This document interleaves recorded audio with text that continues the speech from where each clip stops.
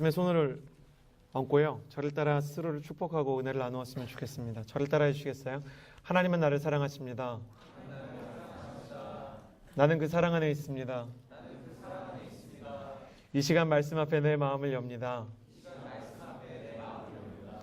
나는 절대로 이전과 같지 않을 것입니다. 아멘. 지금 생각하면 참 별거 아닌 일인데 저는 제가 처음 강남역에 갔었던 날을 기억합니다. 제가 교회에서 고등부였는데 저를 사랑하고 아껴주시는 이 대학부 선배들이 계셨어요. 그래요. 우리도 저 아이를 사랑합니다. 그런데 하루는 대학부 선배님 중에 누님 한 분이 저를 강남역에 데리고 가신 거예요. 그리고 처음으로 저를 꿈의 세계와 같았던 스타벅스에 데리고 가셨어요. 스타벅스에 갔는데 커피 종류가 너무 많은 거예요. 저희 고향 커피숍에는 커피라고는 밀크 커피와 블랙 커피 그리고 뜨거운 커피와 냉커피밖에 없었어요. 저는 도대체 뭘 시켜 먹어야 될지 몰라서 낙심하면서 방황하고 있었는데 제가 메뉴판을 보고 막 방황하고 있으니까 누님이 저를 대신해서 커피를 주문해 주셨어요.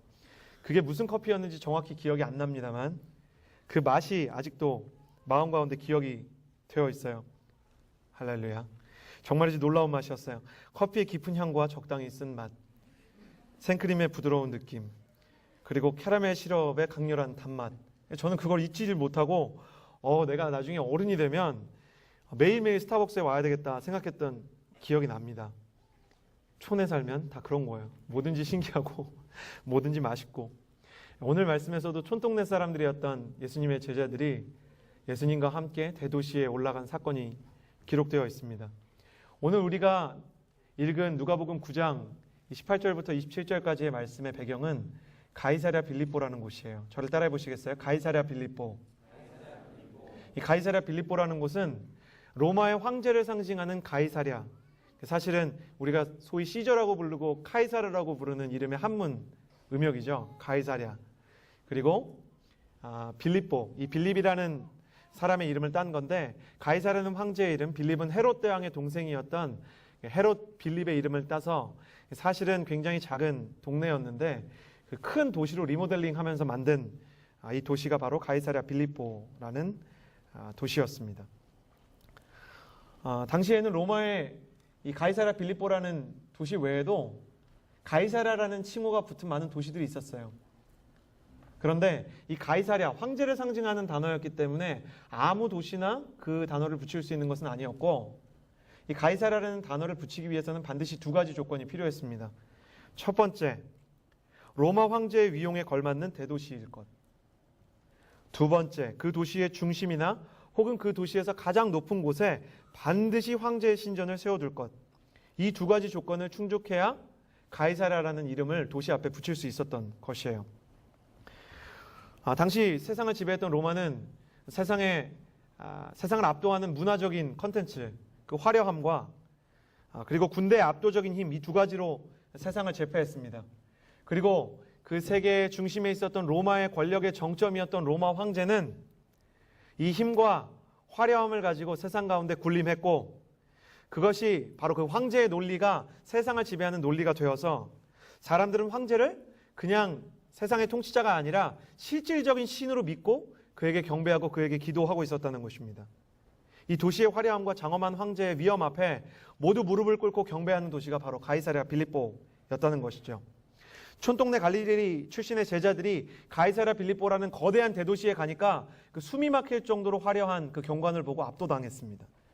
그래서 곳곳마다 깔려있는 대리석들, 이 가이사랴라는 칭호를 얻으려면 그 대리석으로 치장된 그 거대한 빌딩들이 있어야 됐거든요. 엄청난 빌딩들, 그리고 교육문화를 대표하는 거대한 도서관들, 그리고 황제의 그 거대한 신전을 보면서 엄청난 문화 충격을 받아요. 제가 아마 강남역에 처음 가서 스타벅스를 갔을 때보다 훨씬 더 큰 충격을 받지 않았을까 생각이 듭니다.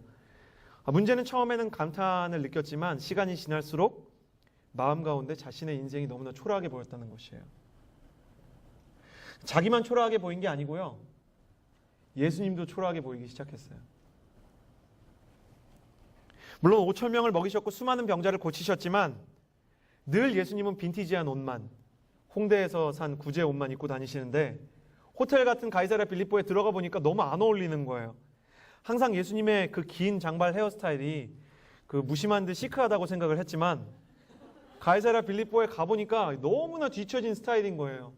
촌스러운 예수님, 정확히 얘기하면 방랑자 스타일이셨죠. 빈티지도 이런 빈티지가 없어요.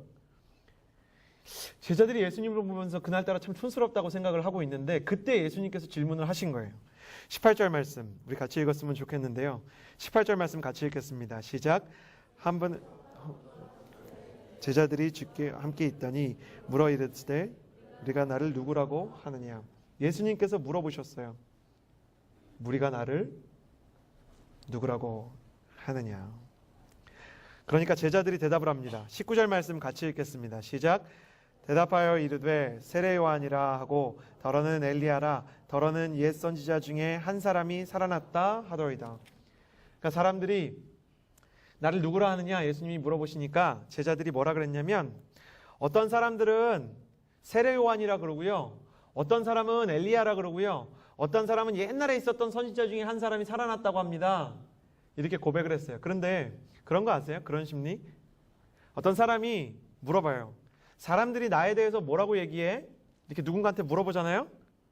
그러면 순수하게 사람들이 뭐라고 얘기하는지를 전달하는 사람도 있지만 사실은 자기가 생각하고 있는 이미지를 다른 사람들의 말을 빌려서 얘기하는 경우가 있는 거예요. 내가 생각할 때 이 사람이 원래 어떤 사람인 것 같다라고 생각했던 이미지를 다른 사람들의 말을 빌려서 얘기하는 거예요. 제자들이 예수님에 대한 이미지를 얼마나 많이 들었겠어요. 근데 그 중에 제자들이 생각해도 참 일리 있는 말이다, 설득력 있다, 야 그렇게 여길 수 있겠다 싶은 말이 들렸고 그 얘기를 전달하게 되었다는 것입니다. 근데 그게 뭐였냐면 세례 요한이다, 더러는 엘리야다, 그리고 엘리야다, 그리고 옛 선지자다 이렇게 얘기했다는 거예요. 이 세 부류의 사람에게는 공통점이 있어요. 첫 번째, 위대한 영적인 리더였다는 거예요. 세례 요한을 따라 수많은 사람들이 회심의 역사를 경험했고 엘리야는 바알 선지자와 아세라 선지자, 이 우상 선지자들과 영적인 싸움을 해서 결국 승리하지 않습니까? 그 위대한 영적인 리더였다는 공통점이 있어요. 그런데 숨겨져 있는 두 번째 공통점이 있는데 그게 뭐냐면 세상을 거슬러서 세상과 싸우고 세상을 바꾸기 위해서 노력했지만 결국에는 세상을 바꾸지도 세상을 이기지도 못한 것 같은 사람인 거예요. 세례 요한은 예수님의 복음을 열심히 예수님의 길을 전하고 예수님에 대해서 열심히 전한 것 같은데 결국 투옥됐어요. 엘리야는 비록 불병거를 타고 하늘에 올라가긴 했지만 이스라엘 사회를 바꾸지 못했어요. 선지자들도 대부분 그랬어요. 그러니까 이 가이사랴 빌립보라는 이 화려한 도시의 위용 앞에서 초라한 예수님을 보고 나니까 제자들 마음 가운데 무슨 생각이 들었냐면 예수님이 위대한 영적 지도자이시기는 하지만 예수님께서 세상을 바꾸실 수 없을지도 모르겠다라는 생각이 있었던 것입니다. 특별히 이 질문이 황량한 어떤 벌판이나 어디 초막이나 궁궐에서 물어보신 게 아니고 교회에서 물어보신 것도 아니고 강남역 한복판에서 물어보시니까 가이사랴 빌립보가 조금 더 화려했으니까 조금 더 확대해 볼까요? 그 이탈리아의 밀라노나 미국의 그 뉴욕의 맨하튼 거리나 타임스퀘어 광장 같은데 파리의 샹들리제 거리 같은데 그런 데서 물어보니까 뭐라고 대답해야 될지 모르겠고 예수님이 이 세상을 바꾸실 수 있을까? 세상이 이렇게 거대한데? 그런 생각이 제자들 가운데 있었던 거예요. 제자들처럼 우리도 그런 거 느껴요. 세상은 언제나 너무 크고 우리는 언제나 너무 작아요. 예배 드릴 때는 하나님께서 주시는 능력으로 세상을 바꾸고 이 나라의 정치계와 이 나라의 문화계와 예술계와 교육계를 하나님의 뜻대로 바꾸고자 하는 거룩한 열망이 막 들어요. 그런데 그 뜨거웠던 열정이 거대한 세상 가운데 가면 너무 차갑게 식어버리는 거예요. 가이사랴 빌립보 같은 화려함이 있는 도시, 나보다 훨씬 더 화려한 스펙을 가지고 있는 사람들,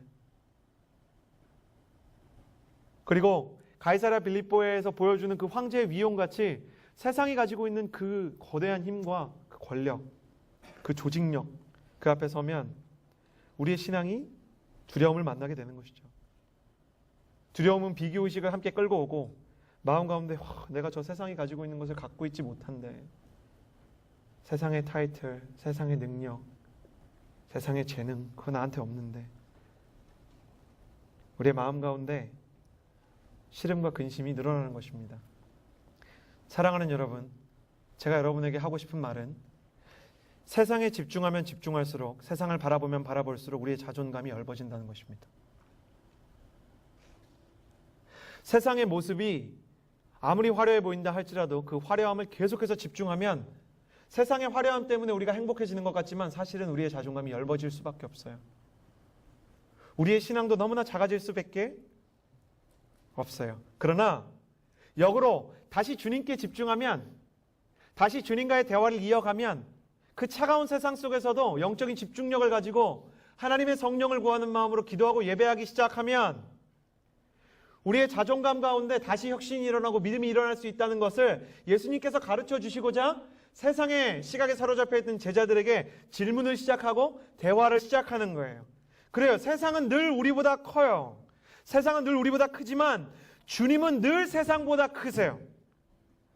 크신 세상보다 훨씬 더 크신 그 주님에게 집중하면 다시 내가 세상을 바꿀 수 있는 힘이 생길 수 있을지 모른다는 거룩한 비전의 열정이 생기게 되는 것입니다. 사랑하는 여러분, 여러분의 인생 가운데 큰 세상의 화려함이나 세상의 권력이 아니라 예수님의 크심을 묵상하는 예배자의 심정이 회복되기를 주님의 이름으로 축복합니다. 중요한 것은 늘 예수님을 바라보는 것이에요.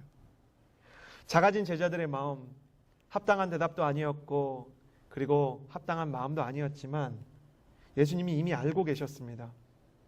그런데 제자들 중에 그날따라 다른 표정으로 예수님을 바라보는 한 사람이 있어서 예수님이 그를 쳐다보시면서 질문을 이어가십니다. 20절과 21절의 말씀인데요. 같이 읽어봤으면 좋겠습니다. 시작.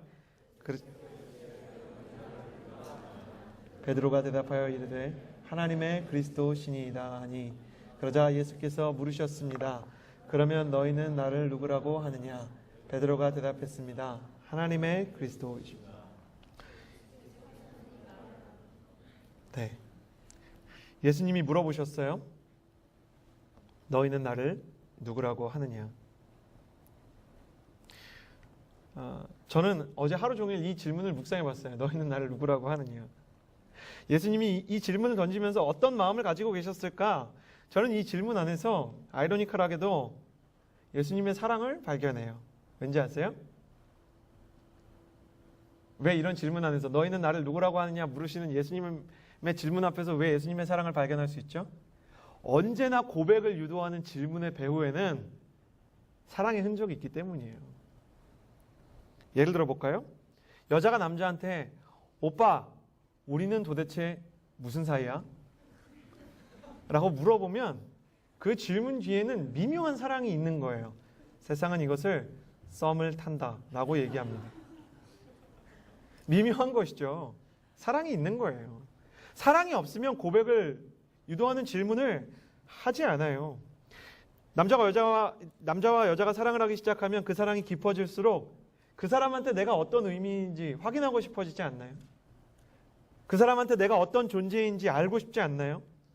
예수님께서 그런 기대를 갖고 물어보시는 거예요. 그래, 사람들은 그렇게 얘기해? 그러면 너한테 나는 누구야?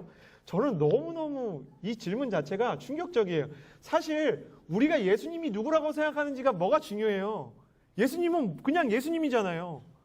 세상을 통치하시고 내가 예수님이 어떤 분이라고 얘기하나 마나 그거랑 전혀 상관없이 그냥 예수님은 위대한 분이에요. 내가 예수님에 대해서 어떤 고백을 하느냐에 따라서 예수님의 위치가 달라집니까? 제가 얼마 전에 옳으냐 그르냐를 떠나서 이건희 회장님이 길거리를 걸어가는 사진을 하나 봤는데 꼬마애가, 그러니까 이건희 회장님이 귀여웠나 봐요. 가까이 갔는데 꼬마애가 별 생각 없이 이건희 회장님의 뺨을 이렇게 때린 거예요. 꼬마, 진짜 조그만. 근데 이건희 회장님이 이렇게 살짝 맞았는데 그냥 웃으셨어요. 왜냐면 그 꼬마가 뺨을 때리던 말던 이건희 회장님은 그냥 회장님이잖아요. 그 꼬마가 뺨 때린다 그래서 꼬마에게 뺨 맞은 처절한 불쌍한 노인, 그렇게 되나요? 우리가 어떤 고백을 하느냐가 그분의 존재를 바꿀 수 없어요. 정확히 얘기하면 우리의 고백이 그분한테 절대적인 어떤 의미를 갖는 게 아니에요. 그런데 주님이 물으셨어요. 왜냐하면 우리를 사랑하시기 때문이에요. 그분이 우리의 사랑을 너무나 기다리고 그분도 우리를 너무 사랑하시기 때문에 나한테 예수님이 어떤 존재인지 너무너무 관심이 많으신 거예요. 그래서 주님은 우리가 찬양할 때 너무너무 기뻐하세요. 찬양을 못해도, 노래를 못해도 생각해 보세요. 내가 사랑하는 사람이 나를 위해서 노래를 부르는데 그 사람이 부르는 노래의 실력이 중요할까요? 우리가 기도할 때 우리의 말재주가 정말 부족해도 우리의 기도를 주님께서 너무 기뻐하세요. 연애 편지를 썼는데 글씨체의 어떤 잘 쓰고 못 씁니다. 표현력의 문제가 여인이 받은 러브레터의 감동을 결정하나요? 그렇지 않다는 거예요. 하나님은 우리의 노래 실력이나 말재주가 아니라 우리의 찬양과 우리의 기도 뒤에 숨은 고백을 기다리고 계세요. 주님은 우리를 사랑하시는 거죠. 사랑하는 여러분, 오늘도 주님은 여러분을 사랑하세요. 그리고 당신을 향해서 질문하세요. 너희에게 나는 누구냐? 제가 물어봤어요. 그러면 주님, 저희는 당신에게 무엇입니까? 주님이 성령님을 통해서 제게 말씀해 주셨어요. 너희는 나의 모든 것이지. 내 생명과도 바꿀 만한 나의 모든 것이지. 사랑하는 여러분, 그러므로 우리는 자존감이 망가지면 안 되는 거예요. 주님이 우리를 사랑하시고 주님이 우리를 기뻐하시기 때문에 세상이 우리에게 대해서 무엇이라고 규정하든 세상이 우리에게 대해서 무엇이라고 얘기하든 그 중요한 게 아니에요. 저는 세상의 많은 여자들이 저에 대해서 뭐라고 얘기하는지 별 관심 없고요. 제 아내가 저에 대해서 뭐라고 얘기하는지는 굉장히 중요하다고 생각해요. 사랑하는 사람이 나에 대해서 뭐라고 얘기하는지가 중요한 건 아니겠어요? 사랑하는 주님이 여러분을 주님의 모든 것이라고 생각하십니다. 옆 사람에게 인사해 주시겠어요? 당신은 주님의 모든 것입니다. 예수님께서 이 질문을 던지시고 조마조마하는 마음으로 제자들의 고백을 기다리고 있는데 예수님의 제자 중에 가장 성질이 급한 사람 누구죠? 전영규 목사님. 전영규 목사님이 가장 급한, 할렐루야, 허브공동체 담당하는, 허브대학부 담당하는 전영규 목사님. 지금도 설교 준비하고 계실 텐데 가장 급하고 자기 베드로 정말 좋고, 자기는 사실 베드로가 솔직히 그렇게 좋진 않은데 모든 사람들이 자기 베드로 닮았다고 얘기한대요. 왜 그런지 모르겠다고 얘기하면서 팔을 이렇게 하시는데 그 미군 출신이시잖아요. 근육이 너무 오락부락한 거예요. 전영규 목사님처럼 열정적인 사람 있죠. 전영규 목사님 다음으로 열정적인 베드로가 있었어요. 베드로가 고백을 합니다. 뭐라고 고백을 하냐? 당신은 그리스도, 하나님의 그리스도이십니다. 여기서 그리스도는 메시아, 기름을 부은 자, 하나님의 선택을 받은 구원자라는 뜻이에요. 그러니까 이 고백이 무슨 뜻이냐면, 주님, 비록 저 황궁에서 저 화려함을 뽐내면서 사람들을 지배하는 통치자인 로마의 황제가 존재하지만, 그러나 인간을 구원하실 수 있는 분은 오직 당신 예수님뿐입니다. 아멘. 오직 당신뿐입니다. 베드로의 고백을 조금 더 자세히 다룬 마태복음을 보면 계속해서 베드로가 뭐라고 하냐면, 당신은 살아계신 하나님의 아들이십니다 라고 얘기해요. 하나님의 아들이 무슨 뜻인지 아세요? 강아지의 아들은 언제나 강아지예요. 백수의 왕인 사자의 아들은 언제나 사자예요. 만물의 영장인 인간의 아들은 언제나 인간이에요. 하나님의 아들은 언제나 하나님이에요. 신의 아들은 언제나 신이신 거예요. 그러니까 베드로가 수많은 사람들이 저 로마의 왕에게 무릎을 꿇고 세상의 논리와 황제의 논리에 무릎을 꿇으며 오늘도 저기에서 한 자리를 차지하려고 무릎을 꿇고 경배하지만, 나에게는 당신만이 유일한 하나님이십니다. 나는 황제의 논리가 아니라 영원하신 주님의 논리를 따르는 삶을 살고 싶습니다. 한마디로 이 세상을 압도하고 있는 황제의 논리가 아니라 나는 주님의 논리를 따르는 삶을 살겠다고 고백하는 것입니다. 주님이 비록 빈티지한 목장을 하고 있고 헤어스타일이 촌스럽고 음과금이 없다 하더라도 나사렛 예수, 당신만이 유일하신 하나님이십니다. 베드로가 진심을 다해서 예수님께 고백을 했어요. 그러자 예수님께서 그 고백을 듣고, 그러면 황제의 논리가 아니라 예수 그리스도의 영원한 논리를 따르는 삶이 어떤 것인지를 얘기하기 위해서 그분께서 앞으로 걸어가실 길에 대해서 예언을 하시는데요. 그 내용이 22절에 담겨 있습니다. 22절 말씀 같이 읽겠습니다. 시작. 말씀하셨습니다. 인자가 많은 고난을 받고 장로들과 대제사장들과 율법학자들에게 배척을 받아. 주님께서 베드로의 고백을 받으시고 자신께서 고난을 받으시고 부활하실 것에 대해서 예고를 하십니다. 근데 이 순환의 메시지 속에 황제의 논리를 거부하는, 세상의 논리를 거부하는, 힘이면 다고 화려함이면 다고 사람을 찍어 누르고 어떻게 해서든지 성공해야 되는 세상의 황금 만능주의와 세상의 성공지상주의와 외모지상주의를 압도하는 주님을 따르는 제자들의 길이 담겨 있어요. 세 가지인데요. 먼저 예수님께서 자신이 고난을 받고 버림을 받아서 십자가에 죽을 것임을 말씀하셨어요. 첫 번째 원리, 주님을 따르는 주님의 사람의 첫 번째 원리는 주님을 따르는 삶에는 반드시 고난이 있다는 것입니다.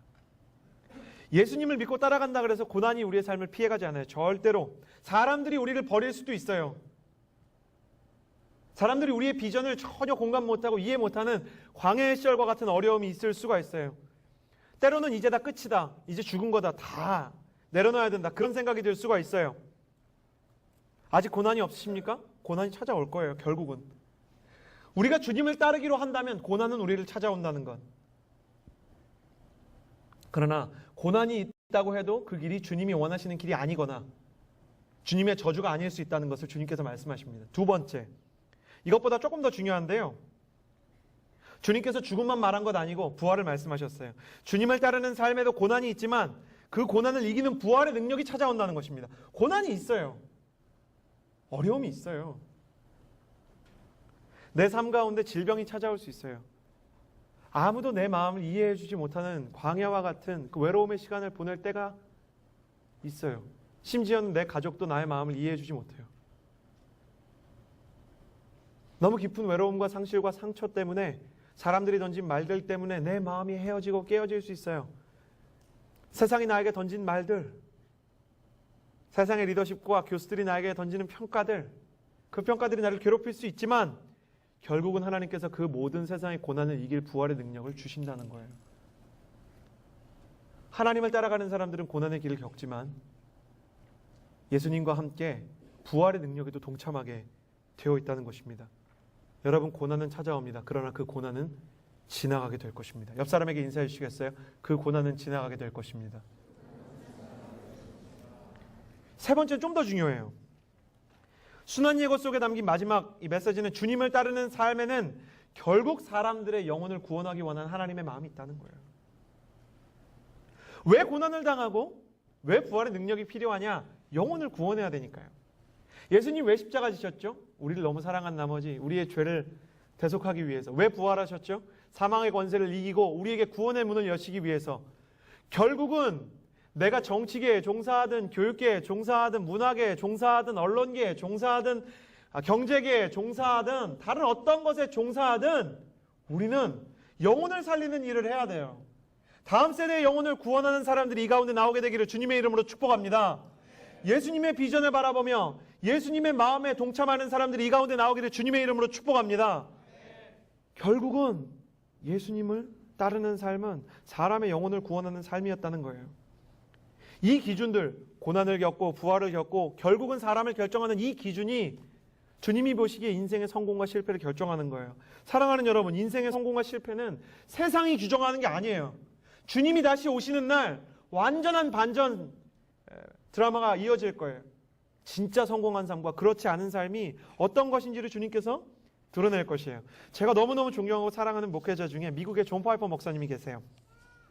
하루는 그분이 젊은 시절에 잔디에서 수많은 청년을 모아놓고 했던 설교가 있는데 오래된 이 설교를 좀 인용하기 원합니다. 그분이 1988년 2월자에 리더스 다이제스트라는 그 조그만 책을 가지고 오셔서 읽어주셨어요. 이런 내용입니다. 제목은 이른 시작, 이른 은퇴. 1988년 2월에 실린 글인데요. 봅과 페니는 5년 전에 일찍 은퇴를 했습니다. 대단하죠? 봅이 59세였고 페니가 51세였습니다. 그들은 지금 플로리다에 살며 30피트의 보트를 몰고 유람을 즐기고 있어요. 소프트볼을 하고 진기한 조개 껍질을 수도 없이 많이 모으고 있습니다.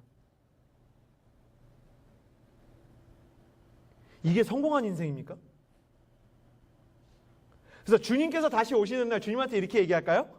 주님 보세요, 제 조개 컬렉션이에요. 주님 장난 아니죠? 제 보트. 와, 우리 아파트는 50평이에요. 주님, 제가 이거 마련하느라 20년 걸렸습니다. 여러분, 이게 성공입니까? 이건 성공이 아니에요. 성공을 가장한 영적 비극입니다. 좋은 집, 좋은 차, 좋은 직장, 빠른 은퇴, 조개 컬렉션. 이건 여러분의 인생의 목표가 될 수 있는 게 아니에요. 생각해 보세요. 그게 어떻게 인생의 목표가 될 수 있어요?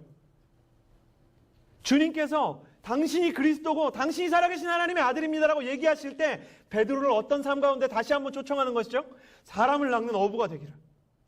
끝까지 일관적으로 말씀하시잖아요. 예수님은 부활하시고 나셔도 베드로한테 말씀하셨어요. 내 양을 치라, 내 양을 먹이라, 영혼을 살려라. 세상이 너의 이름을 잊어버리겠지만, 세상이 너의 삶을 기억하지도 못하겠지만, 그러나 너는 작은 예수의 모습이 되어서 사람의 영혼을 구원하고 살아라. 이 나라의 어떤 사람들은 좋은 집, 좋은 차, 좋은 옷, 좋은 신발, 좋은 조개 컬렉션, 그것들이 성공한 삶이라고 여러분을 설득하기 위해서 수백억을 들여서 언론을 장악하고 있습니다.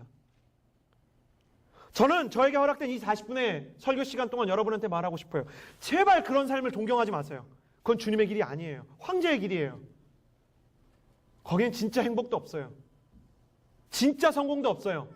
말이 좋아 유적이지 황제가 지배했던 그 황제의 논리에 로마는 뭐가 남아있습니까? 폐허가 남아있어요. 여러분이 황제의 논리를 쫓아서 그 세상의 성공을 쫓아서 달려가면 여러분의 인생은 결국 폐허로 남게 될 거예요. 주님이 오시는 날. 우리의 인생이 너무나 의미가 없었다는 것을 우리는 깨닫게 될 것입니다. 주님이 다시 여러분을 부르시는 거예요. 고난이 있겠지만 나를 따르겠느냐? 고난 가운데서도 부활의 능력을 보는 믿음의 눈을 가지겠느냐?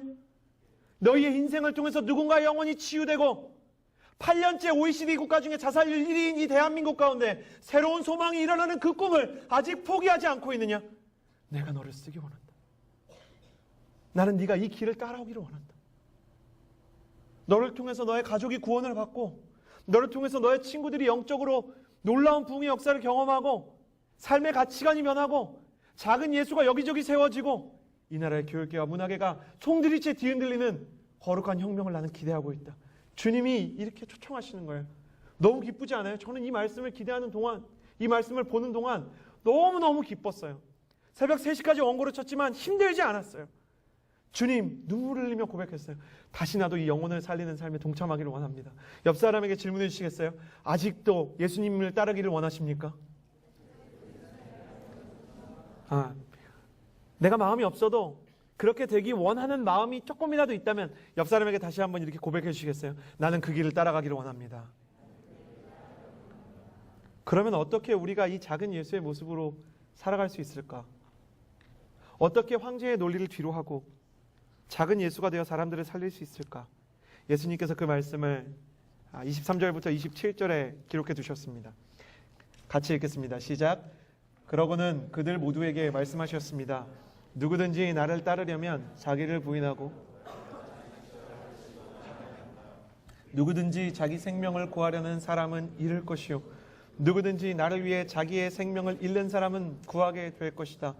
사람이 온 세상을 다 얻고도 자기를 잃거나 빼앗긴다면 무슨 소용이 있겠느냐?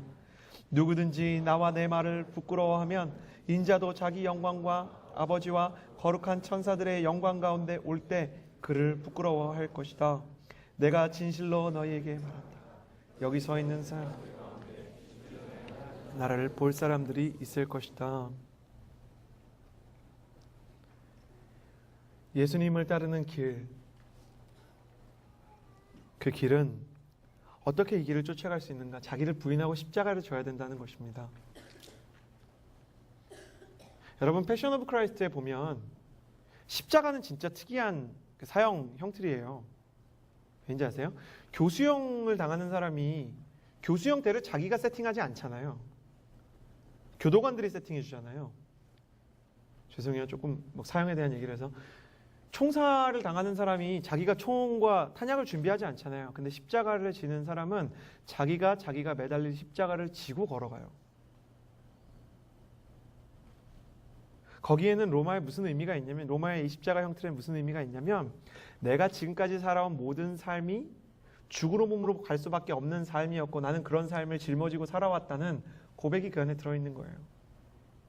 예수님이 자기를 부인하고 너희의 십자가를 메고 나를 쫓아와라 라고 말씀하시는 것은 지금까지 너희가 세상의 황제의 논리를 쫓아갔고 세상의 모든 논리 때문에 너희 자존감이 그래서 무너졌고 심지어는 너희의 꿈과 비전이라고 생각했던 것들이 너희의 야망이었기 때문에 폐허가 되었구나. 너희가 그것을 인정해라. 내 삶은 송두리째 잘못되어 있었습니다.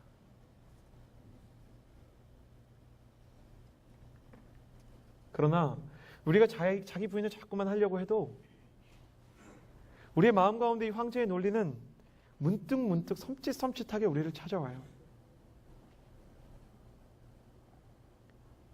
그래요. 예수님의 길을 따르기 원하는 마음은 우리한테 있어요. 사람의 영혼을 구원하기 원하는 마음은 우리에게 있어요.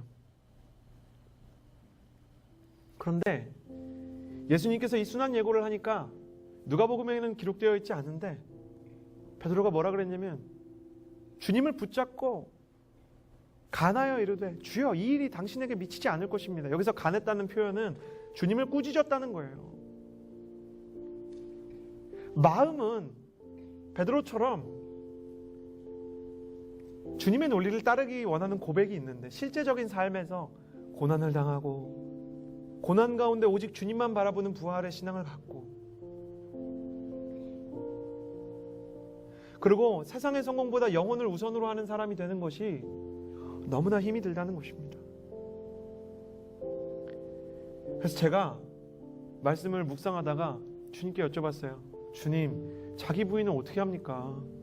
저한테는 본능이 살아있고 저한테는 아직도 너무나 많은 옛사람의 모습들이 있는데 주님 어떻게 자기 부인을 하고 세상의 논리, 황제의 논리가 아닌 주님의 영원하신 논리, 하늘의 논리를 쫓아갈 수 있죠?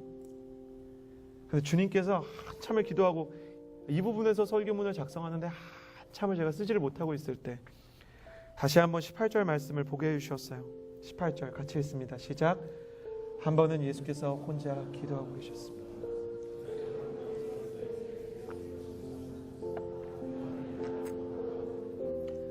제가 주님을 향해서 주님 어떻게 자기 부인을 할 수 있죠? 저는 못할 것 같습니다. 고백하고 있을 때 주님께서 기도하는 예수님의 모습을 보여주셨어요. 성령님께서 그 모습을 계속 집중하게 하시는데 갑자기 그런 질문이 생기는 거예요. 예수님 뭘 기도하셨을까? 근데 요한복음에 대제사장적 기도가 생각이 나면서 예수님이 제자들을 위해서 기도하신 게 아닐까라는 생각이 들었어요. 제자들이 가이사랴 빌립보를 걸어가요. 다소 제 개인적인 묵상일 수 있어요. 그러나 저는 성령님께서 저에게 그런 감동을 주셨어요. 세상의 논리에 압도되고 세상이 두려운 제자들, 그리고 신앙의 고백은 있지만 그 신앙의 고백을 쫓아서 살 자신이 없는 제자들을 아시고 예수님께서 제자들을 위해서 기도하는 거예요. 왜 기도하시냐면 예수님은 제자들을 너무너무 사랑하셔서 제자들이 어떤 모습이든 간에 제자들을 포기하실 만한 마음이 요만큼도 없었기 때문이에요. 여러분, 사랑하면 절대 포기할 수 없어요. 사랑하면 절대 포기할 수 없어요. 포기하지 않는 사람은 기도하게 돼 있어요. 왜 우리는 가족을 위해서 기도하다가 지칠 때가 있는데도 불구하고 계속해서 기도하죠? 가족을 사랑하기 때문이에요. 권사님들 보면 어떤 때 너무 아이러니컬한 게요. 장로님이 너무너무 미우시대요. 장로님 때문에 너무 힘드시대요. 근데 새벽 기도 때 장로님 위해서 기도하시면 너무 많이 우세요. 사실은 사랑하는 거예요. 사랑하면 포기할 수 없고 포기하면 기도하고 기도하면 할수록 눈물이 나는 것이죠. 예수님은 우리에게 자기 부인을 하셔야 된다고 말씀하셨지만 제자들이 못 그러는 거 아세요? 제자들은 예수님이 십자가에 못 박히면 다 도망갈 거예요. 근데 예수님 끝까지 찾아오셔서 포기하지 않고 제자들을 감싸주시고 그리고 제자들에게 성령을 약속하시면서 기도를 가르쳐 주셨어요. 사랑하면 포기하지 않아요. 포기하면 기도해요. 그리고 기도하다가 기도를 가르치는 삶을 살게 되는 것입니다. 여러분, 예수님 끝까지 우리 응원하세요. 우리는 그래서 결국 예수님의 길을 걸어갈 거예요. 할렐루야.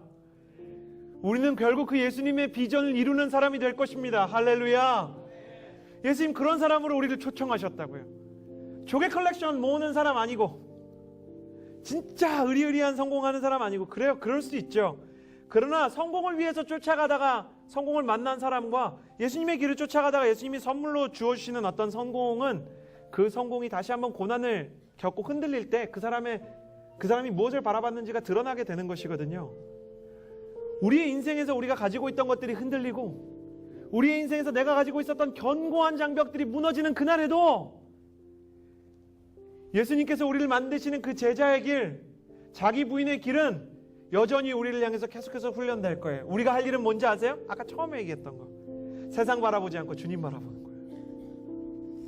세상이 아무리 크지만, 세상이 아무리 거대하고 위대해 보이지만 그 세상보다 더 크신 하나님 바라보는 것입니다. 이 시간에 잠깐 눈을 감고 기도하며 나아가길 원하는데요. 다 눈을 감은 상태로 혹시 이런 분들 계시면 그 자리에서 일어나서 함께 기도했으면 좋겠습니다. 주님, 세상의 화려함 그리고 세상의 그 힘과 권력과 조직, 그 조직 문화, 그것들이 나를 너무나 두렵게 하고 내가 세상을 바꿀 수 있을지에 대해서 회의가 찾아오는 때가 있습니다. 주님, 나의 마음 가운데 두려움이 찾아오고 낙심이 찾아오고 주님의 비전을 위해서 헌신하고자 하는 마음이 있는데도 불구하고 내 마음이 낙심이 되고 지치는 순간이 있습니다. 그러나 그럼에도 불구하고 내 마음 가운데 세상의 논리가 아니고 세상의 성공이 아니고 예수 그리스도의 길, 예수 그리스도의 영혼을 살리는 길에 동참하고자 하는 마음이 연약하지만 여전히 내 마음 가운데 있습니다. 그렇게 고백하고자 하는 분들이 있다면 주님께 고백하는 그 마음을 담아서 그 자리에서 일어나시기를 바랍니다. 주님, 나는 주님의 길을 따르겠어요. 주님, 힘들지만 외롭지만 그래도 나는 주님을 따르겠어요. 나의 인생 가운데 영원히 살아나는 역사를 나는 원합니다. 나는 주님께서 원하시는 그 거룩한 주님의 길을 걸어가기 원하고 세상의 압력이 두렵지만 무섭지만 세상의 비교의식 때문에 내 자존감이 무너졌지만 나는 그 세상의 압력을 이겨내기 원합니다. 고백하는 분들마다 그 자리에서 일어나서 하나님 앞에 기도하며 나아갈 때 주님, 세상을 이길 힘을 허락하여 주시옵소서. 세상이 거대하고 크지만 세상보다 더 크신 하나님을 바라보며 나아갈 수 있는 기도의 능력이 있게 하여 주시옵소서. 주님 앞에 두 손을 들고 주님이 우리에게 주시는 힘을 기대하며 거룩하신 주님의 이름을 한번 외치고 기도하며 나아갑니다. 주여! 거룩하신 주님, 세상의 눈으로 볼 때, 황제의 논리로 볼 때 우리가 성공하지 못한 사람처럼 여겨져서 우리의 자존감이 깨어지고 그 비교의식에 짓눌려서 두려움이 찾아오고 우리의 삶도 예수 그리스도의 그 거룩하신 십자가도 초라하게 보일 때에도 그 생각에 짓눌려서 우리의 신앙의 고백이 약해질 때에도 주님은 우리를 포기하지 않으십니다. 사랑하시고 또 사랑하시고 또 사랑하시는 주님, 주님이 포기하시지 않는 나의 삶을 함부로 포기하지 않게 해주시고 주님이 내려놓으라고 얘기한 적 없으신 나의 비전도 내려놓지 않게 하시고 고난이 있지만 부활의 능력을 바라보며 영혼을 살리기 원하는 시각으로 주님의 비전에 헌신하게 하여 주시옵소서. 감사드리며 예수님의 이름으로 기도드렸습니다. 아멘.